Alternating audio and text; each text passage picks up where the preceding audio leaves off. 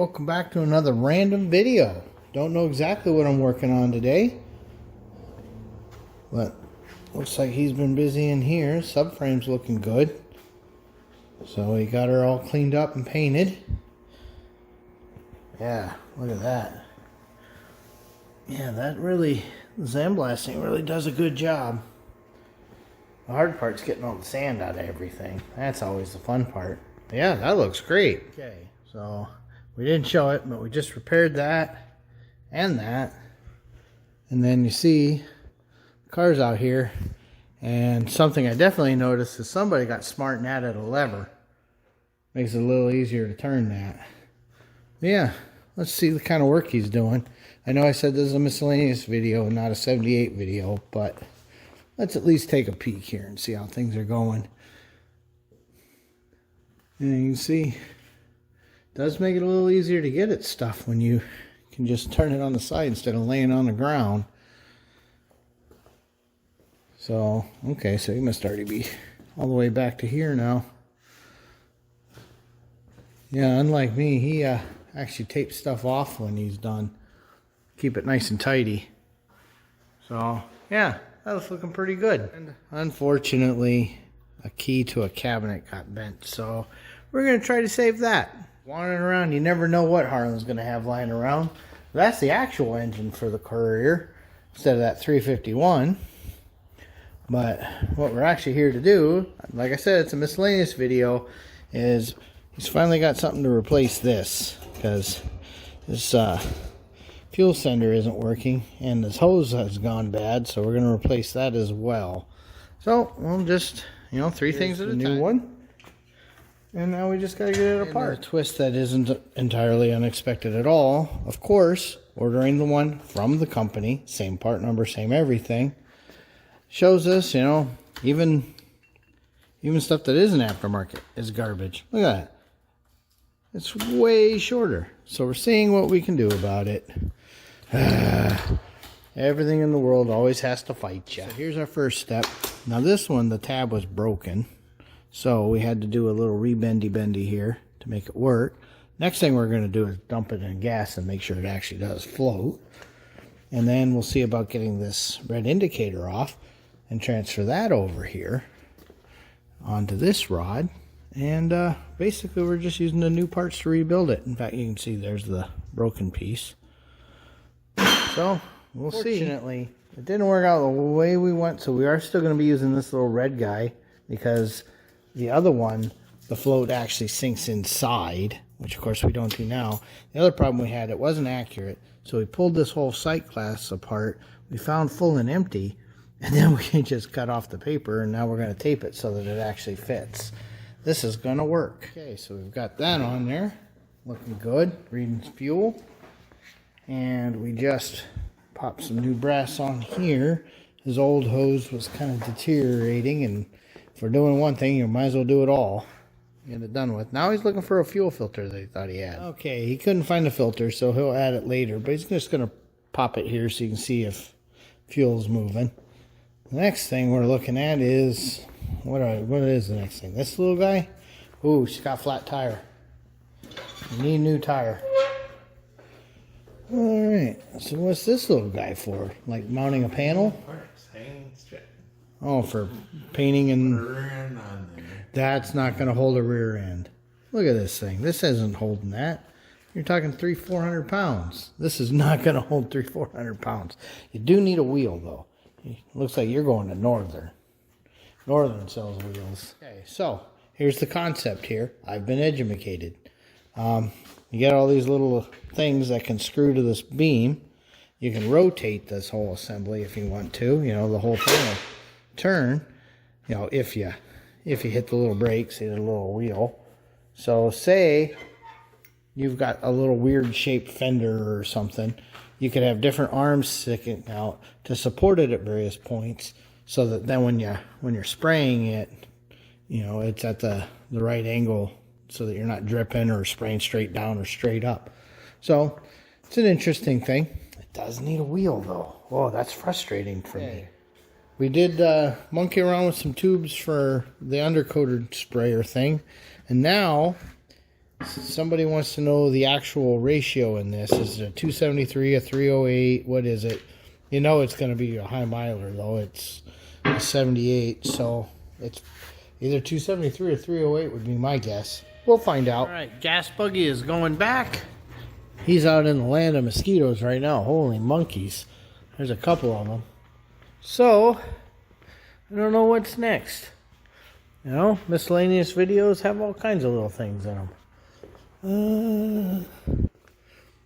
Looks like, well, we did the tubes for undercoating, so something about the TA. So we'll do that next. I always say something about aftermarket garbage is garbage.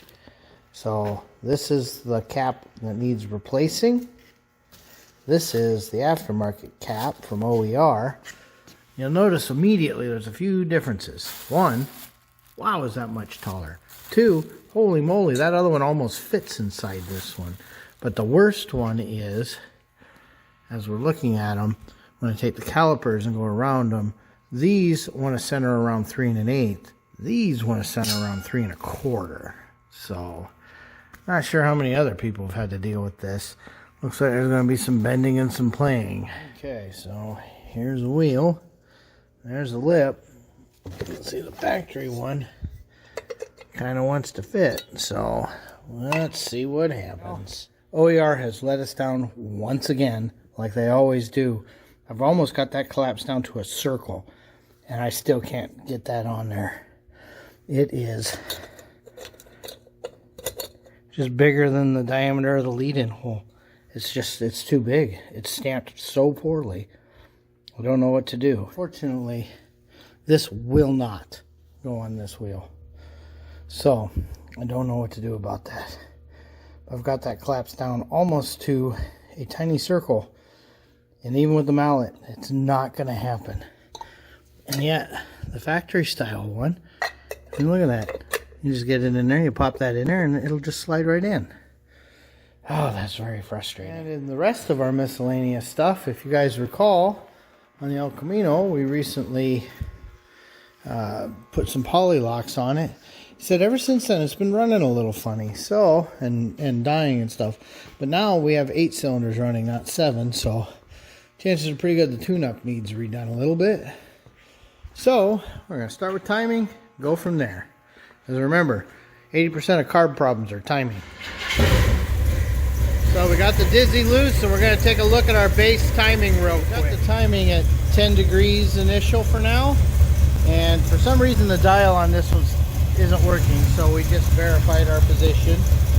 So now I'm going to have to put it in gear. Okay, and then we're going to bring it down just a little.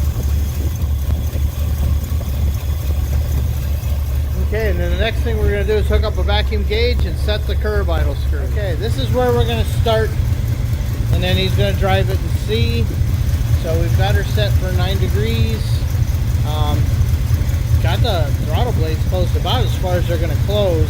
It does seem to draw a lot more air out of the crankcase than I normally would expect. You know, that definitely drops the idle a lot. So, I don't know, we'll see. We'll let him drive it a little bit, see what we got. Do recall, this is that motor that we took out of something else just to get out of the way. So the fact that it runs at all is amazing, and we're happy about that. Okay, so got a little smoky in here, but he's going to drive that around for a little while and give us some feedback, and we'll continue putzing on it. So nothing else, it gives him a reason to go out for a ride.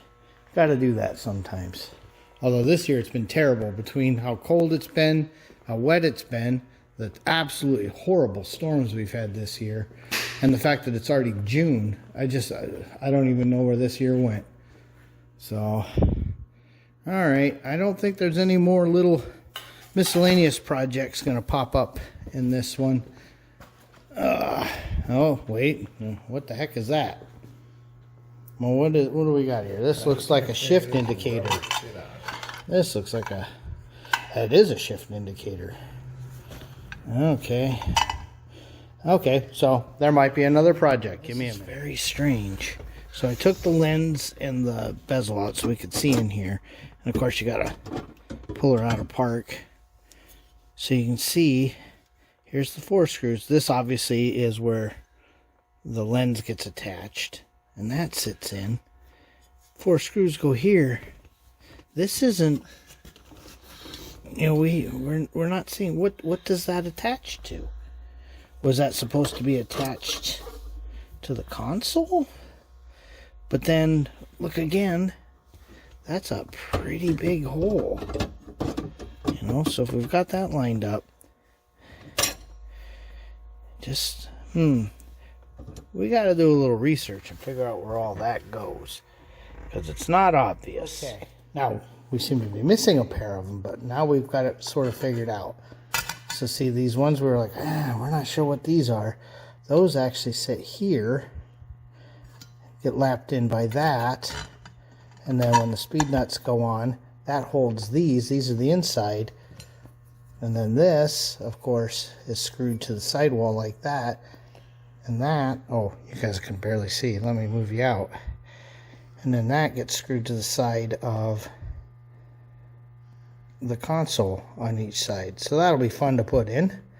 We'll figure that out. It can't be the end of the world, but that's how that works. So, very complicated for no reason. Okay, we found the other set of strips. Believe it or not, these had screws and nuts all on there, and we had to take them apart, and they were safely hidden inside. So nothing's missing. We have the stuff for both cars now. So when we do them, we might as well do them both. Drilling the holes, that's not going to be very fun. We're going to have to use a pneumatic right angle drill and just be very, very careful. So it looks like the shape here really is going to dictate it for us, though. So we'll figure it out. How hard can it be, right? Isn't that what we always say? Well, the other thing we always say is thanks for watching. Please like, comment, and subscribe. Oh, what else do they always say on those YouTube things? Go to my Patreon and supported by Squarespace and Audible books. Don't forget those, you know, because you want to listen to a book while you're driving. I don't know, all that stuff. It's usually pretty funny. So anyway, we appreciate your time. Thanks for watching. Always pay attention to what you're doing and where you can and can't fit. Sometimes you need a friend.